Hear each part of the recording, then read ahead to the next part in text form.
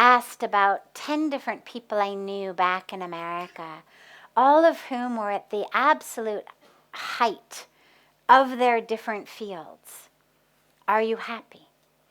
And so I had asked a billionaire CEO of a Fortune 500 company. I had asked a Hollywood actress. I had asked a singer with songs in the top 10. I had asked a tenured professor at Stanford. All of the different fields. I'd asked someone I knew personally who was at the top, and every one of them still had one thing between them and happiness. So even at that height, it was always, I will be happy when, or I would be happy if. And so the most important aspect of perfection is to be able to recognize the perfection in this moment, right here, right now, in this breath. There is perfection. Because there is the presence of God. There's divinity. And when I connect with the presence of the divine, and it doesn't matter what your religion is, it doesn't matter whether you even worship God in some organized sort of way or not. It doesn't matter at all. All that matters is a connection with that which is infinite, that which is all pervasive. And in that connection, there's perfection. And so that's the most important use of it, or place for it, rather. Because otherwise we move through our worlds constantly in this experience of lack. Doesn't matter how much you have. Doesn't matter how much you've achieved. There's always an experience of lack. Everything would be great if I just were richer. Everything would be great if I just were more beautiful. Everything would be great if I just could live in this house or that house. If I just could have this job or that job, this husband or that husband, or this waist size or that waist size, or this color skin or that color skin. Until and unless I can recognize the absolute perfection of the moment, A, I'll never actually experience joy, but B, I will never actually experience God. Because as long as I think there is something lacking, I'm not living in the experience of that which is infinite. And so you have a choice. Either I can be here in the presence of that which is infinite, or I can be here in the presence of that which is lacking. And so perfection is being here in the presence of that which is infinite. And at the same time, we have this beautiful opportunity to also recognize, we speak frequently in SATSANG about the different planes of existence. And there's many, but there's two most important ones that we talk about. There's that plane of existence in which there's nothing but God. And on that plane of existence, there is nothing but perfection. On that plane of existence, we are just soul, spirit, consciousness. There is no distinction between us. Everything else is an illusion. And then there's a plane of existence, neither higher nor lower, better nor worse, just different, in which here we are in this human form. And we've got these very tangible bodies. And we live on a very tangible planet Earth, which we share with innumerable billions of other tangible beings, who in their very tangible brains and nervous systems experience hunger, thirst, pain, despair, and with whom we are inextricably linked, which means then that on that plane of existence, it is of utmost importance to do whatever we can as perfectly as we can to take care of that planet. Because here's the place where the two planes of existence merge and overlap. Even if we are living in the experience of that tangible world, well, it's still all God. Because this creation, even the very tangible, palpable, temporary creation, has been created not only by but of the Creator. There is divinity in all of it.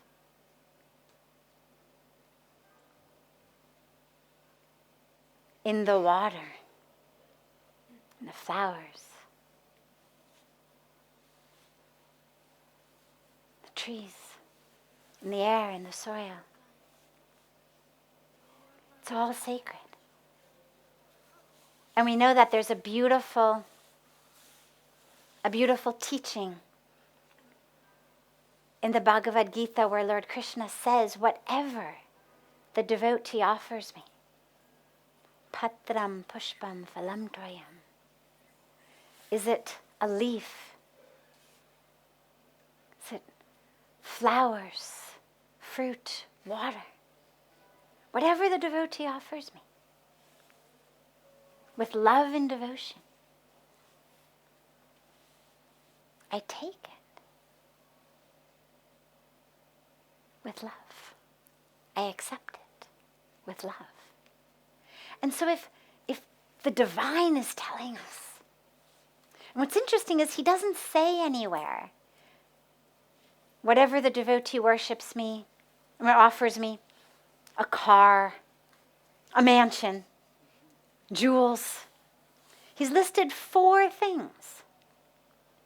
All of them are the most basic aspects of nature.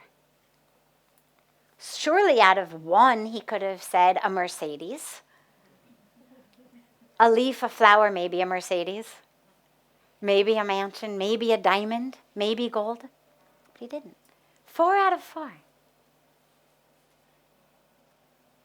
The simplest aspects of creation. Which reminds us, should we ever forget, that creation is sacred.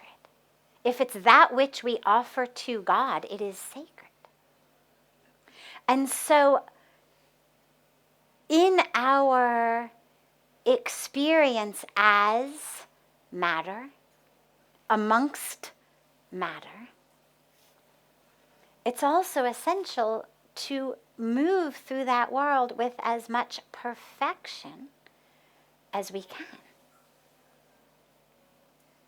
As much sincerity as we can. This again in the Bhagavad-Gita, when Lord Krishna is speaking to Arjuna about doing his duty.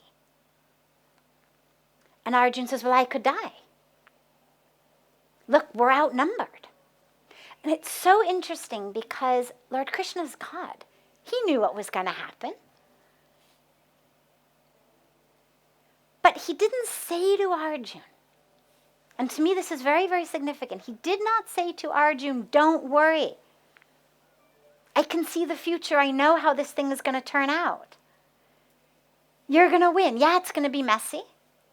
It's going to be miserable, but you at the end are going to win. He didn't say that. He said, yeah, you could. Yeah, you could die.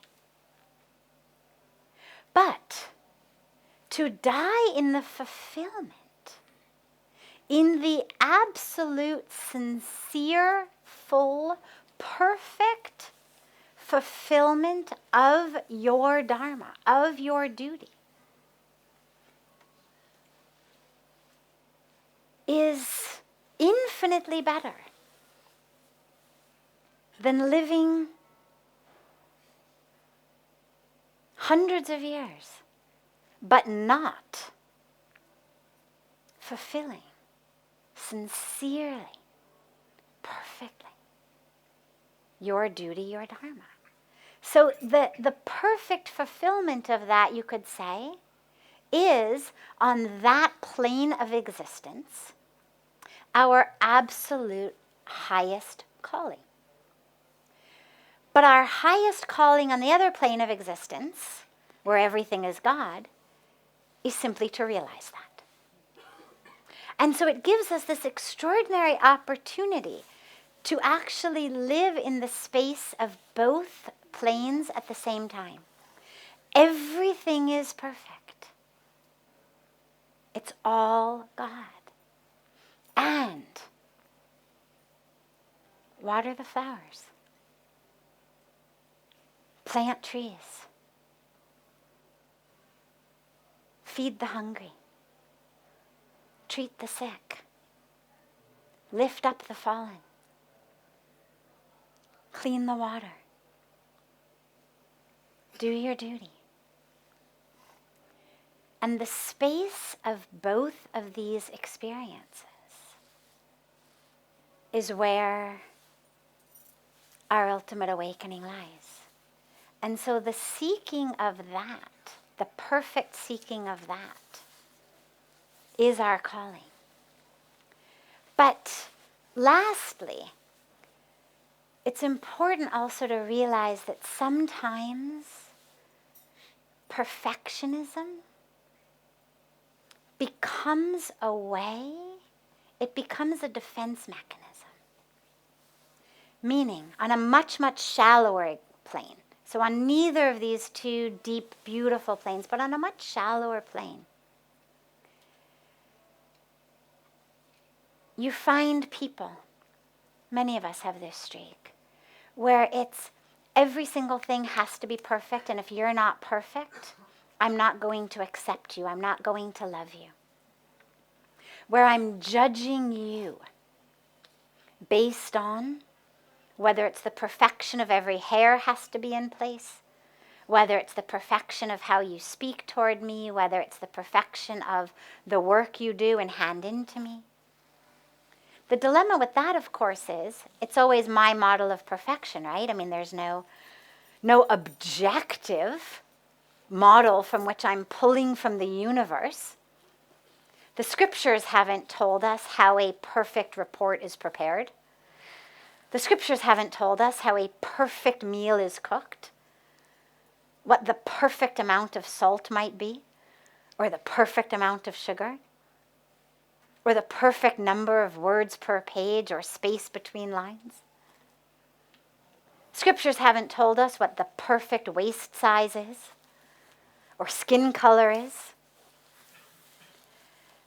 When we get ourselves lost in this external nitty-gritty, it all has to be perfect, that's something that pulls us out of our inner experience and our inner work. It's a way of running from the inner that somehow if I can just get all my ducks in a line, I won't have to look at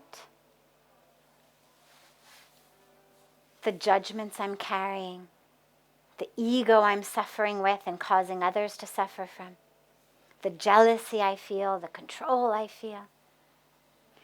And so that's where it becomes detrimental. When it's perfection toward how you are fulfilling your dharma, have it. When it's perfection toward in the experience of the divine in the present moment, have it. When it's the perfection of how your children your employees, your neighbors, your spouse, your friends, your family members will go on about their daily lives, drop it. It's only going to cause harm there. But take that vision and turn it back inward. So how can you, if you find that you're looking for perfection outside, turn it around and say, how can I become the perfect example, model, embodiment of compassion, of forgiveness, of understanding?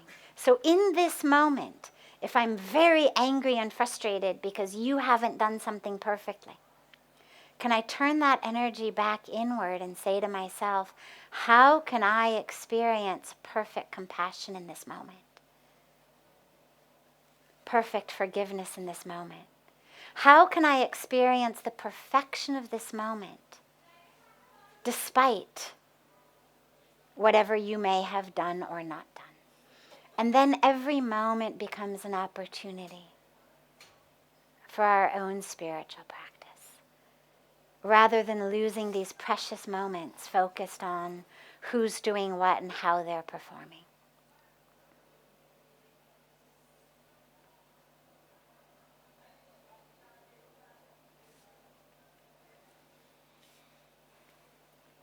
Are there any questions that anyone here has? Yes, and then you. One here and then you.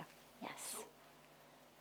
You say that when it comes to us, we should strive for perfection, but we should not be looking for faults in others or others' conduct. My anxiety and my dilemma is there's certain things which are beyond doubt. For example, Yes. if the money comes to this ashram and is meant for good purpose, charitable purpose, the money is siphoned off by some corrupt employee. Should you not be disturbed with that? Okay, great question. So he said, we're striving, as we were just talking about, for perfection within ourselves. He said, but should there not be certain things that disturb us? So for example, if money came here into the ashram and some corrupt person who was working here siphoned it off, shouldn't we be disturbed? Of course we should be. However, we should be disturbed only as a catalyst to bring about a change in the system that permitted someone to siphon off the money. And this, you can go bigger. Should we be disturbed by world hunger? Absolutely. Should we be disturbed by women dying in childbirth simply because they don't have money to have access to medical care? Absolutely. Should we be disturbed by our rivers being polluted? Our trees being cut down? Absolutely. However, should that disturbance shake me up so much inside that I am no longer able to be anchored and grounded in the true spiritual perfection? No. And the reason for that is that I actually, if I'm going to be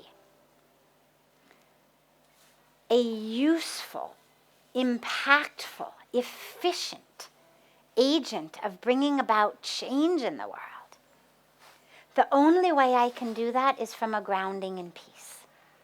There's way too many activists, volunteers, NGOs out there who mean really well. Honest, good people, forget people siphoning money. I'm talking honest, good people. But nonetheless, who are so internally, personally disturbed as far as raising awareness. So there's nothing wrong with all of that. It just isn't enough. we actually have to take it beyond the picket signs, beyond the petitions, beyond the social media sharing and forwarding, beyond the screaming and yelling, into actual grounded, efficient, effective action. And so the disturbance should be a catalyst. And that's where it's important, because otherwise, in general, people tend to be lazy. So if I'm not disturbed by seeing children starving by the side of the road, chances are I'm not going to do anything about it. And so the disturbance, the tears that well up in my eyes, sometimes people say to me, how can I find peace, find joy in the midst of that which is happening in the world? And I always say, the highest calling with what is happening in the world is not to be able to be so peaceful that you can sit this one out. To be so peaceful that you don't need to step up and engage. The time is not there now for any of us to sit this one out. Every one of us must be engaged. But we must be engaged from a place of internal peace. My favorite personal story on this is when I first came to India. And Puja Swamiji took me to see I'm sorry? Calling us. Somebody's calling us. It's okay, no problem. Rani Dabi. Rani Dabi. Ladmi. So, when I first came to India, and we had gone to see schools in the slums that they had come to Puja Swamiji for sponsorship. It was these beautiful schools, tiny little schools in slum areas, 10, 11 schools of kids in the slums. They had no money to run. They had come to ask if we would sponsor them. And so Puja Swamiji took me to see them. And that evening we get back to the ashram in Delhi, and I'm sobbing. I can't breathe. And it's dinner time. And he says, have dinner. And I'm crying. I said, I can't eat. Oh my God, I can't eat. These kids. And he looks at me and he says, are your tears helping them? I said, of course not, but oh my God, I can't eat. These kids, they don't have food. How can I eat? And he says, your tears are only helping yourself. He said, through your tears, you feel very good about yourself, that you are a very compassionate human being. He said, that makes you feel good.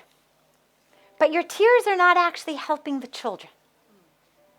He said, if you really want to help the children, eat your dinner, go to sleep early, and get up tomorrow morning at 5 o'clock in the morning and figure out how you're going to raise enough money to sponsor 10 or 11 new schools.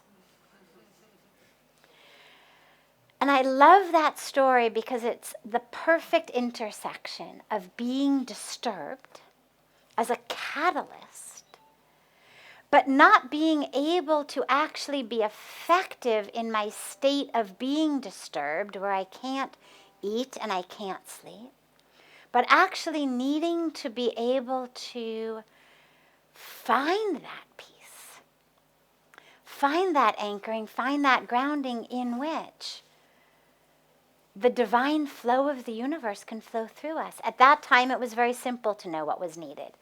Money. The schools needed roofs. They needed floors. But in life, as we move through the world, it's not always so easy to know exactly what's needed. But the universe knows. The divine knows. Everything in nature is created perfectly. And if we can just align ourselves with that divine flow of the universe, then it flows through us and we actually become able to be tools, vehicles for the divine. And so, absolutely we should be disturbed. It's a beautiful question.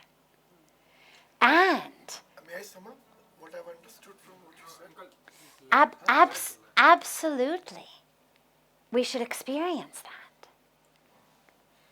But in the face of that, at the time of that, we should be able to be anchored and grounded so that it's not about our ego. Otherwise, as I go out to serve, I join an NGO, I form an NGO, it becomes all about our own egos.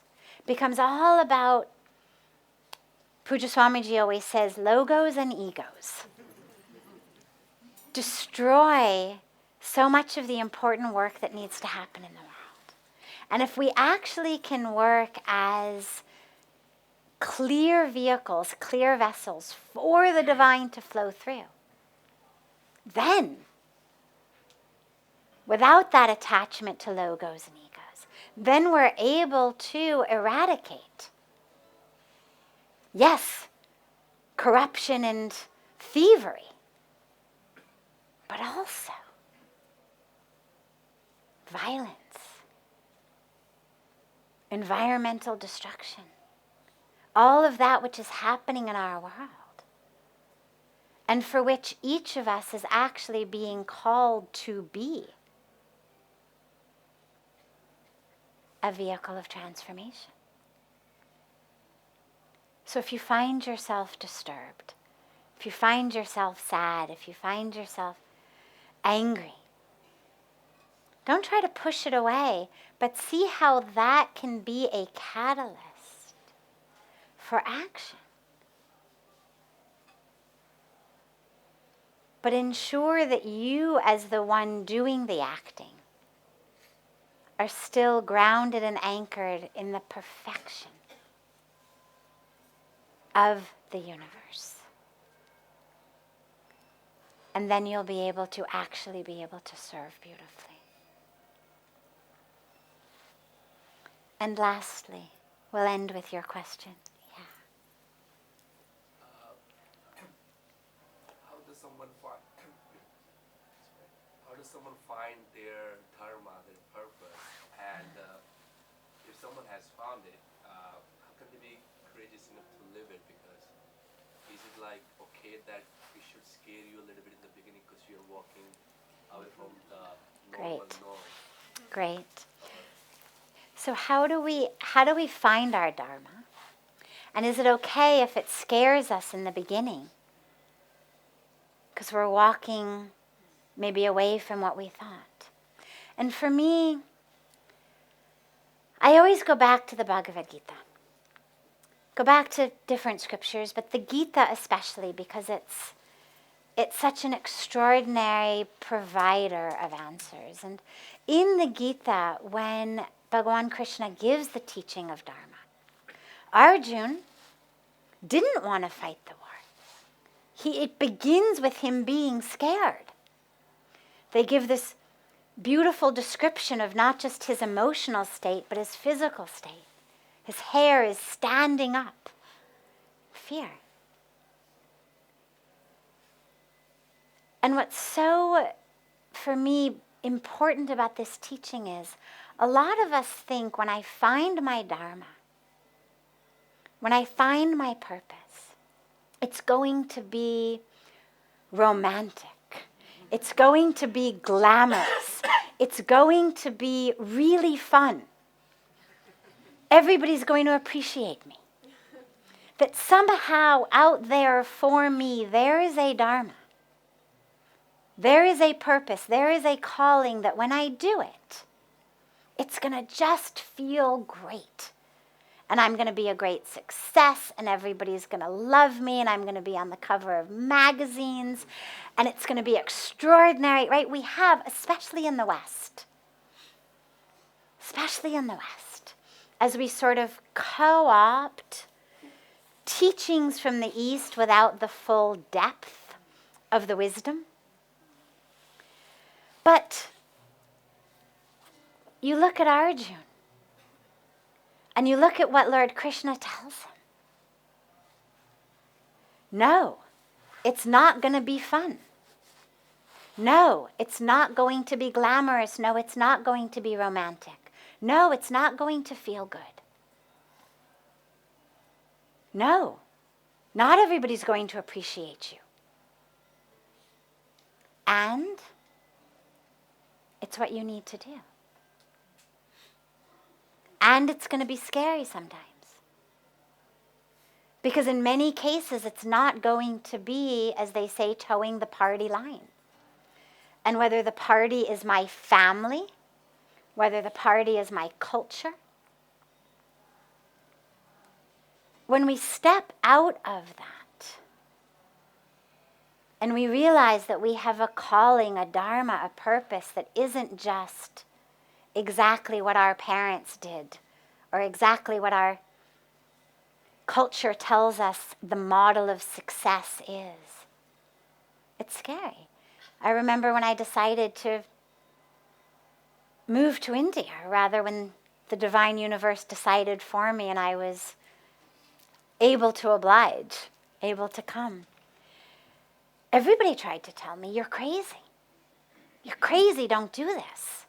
This is a horrible mistake. Get yourself set first. Then later you want to take a year or two as a, spiritual trip, no problem. A Peace Corps type of mission, no problem. But first, settle yourself. Get a name for yourself in your career. Then, yeah, no problem. But I knew that wasn't my dharma. I knew if that was what the divine wanted of me, I would have been sent here and given the experiences I was given once I was already settled in my career. Once I already had made a name for myself in my career. Once I was already in that place. But that's not how it happened. And so in faith in God, and this again, back to the Gita, Krishna is Arjuna's charioteer. Now it's amazing, it's God. Krishna was not a professional charioteer. He was a king. He was also God, of course, but in his role on planet Earth at that time, he wasn't a driver of horses. But for Arjuna, for the war, he was. And it's such a beautiful metaphor and teaching of if you really let God drive your life, if you allow yourself to be in the divine chariot with that faith that God knows what God's doing. And if you've got that awareness, that intuition, that knowing of what your dharma is, yeah, sometimes it's scary. Sometimes stepping up to the plate of our life is scary. Whether we're afraid that we're going to fail, whether we're afraid that we're going to make fools of ourselves, whether we're afraid of, oh my God, what are their neighbors going to think? Whether we're afraid because people say to us, no, no, no, don't do that. Whatever it may be. But this is where courage is extolled as an essential virtue, an essential component of the spiritual path. Because you know what? To meditate even is scary. So many times people say, I can't meditate, I don't know why. And one of the reasons that for so many we can't meditate is it's actually scary. Because to experience a truth other than the story that my mind tells me is scary. Because then it means, oh my God, this identity, this tiny little false identity I've created may not be true. may not be everything. This drama I've created may not be real. And then, of course, all the years I've spent of my life in this identity and drama. And that's scary. And we must meditate. And that's where courage is required. To experience the truth of who we are, and then to live it. And lastly, here's the beautiful piece. When you have the courage to live it, two things happen. Number one, or three things happen rather.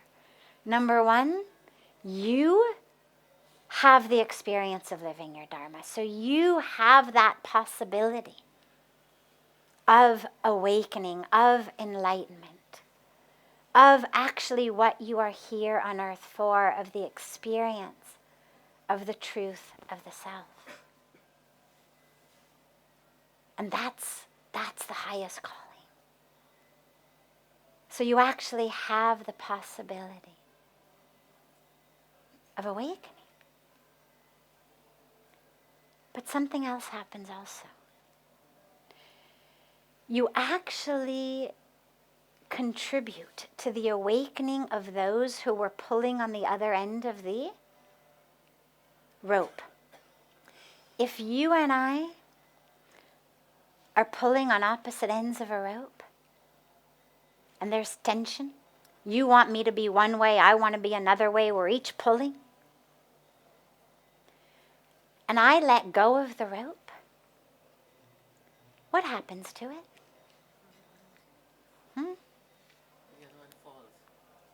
Well, we hope the other one doesn't actually fall down, but the rope, what happens to the rope? It's slack, exactly. What happens to the tension in the rope? 100% it falls. It's not I let go and 50% of the tension goes. I let go and 100% of the tension goes. One person letting go of a karmic tug-of-war, and 100% of the tension goes. What that means is that if you find yourself in one of those karmic or dharmic tug-of-wars with someone, and you are able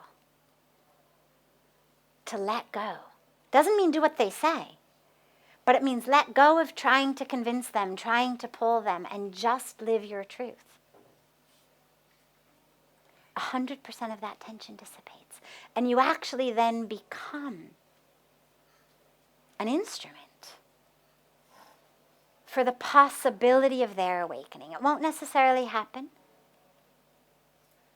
Don't be attached to it by any means. But you actually create the possibility for it. And lastly, you create a space, an energetic space, into which everyone around you is given the possibility to also have courage to walk their dharma. Because as one person does it, that ripple impact in the family, in the community, in the society is huge. And suddenly other people get courage to also do it. And slowly, slowly, slowly, you actually become a creator of energetic space, of an energetic container, an ever-expanding container, into which others can also come and have the courage to live their dharma. And that's what's really beautiful about it.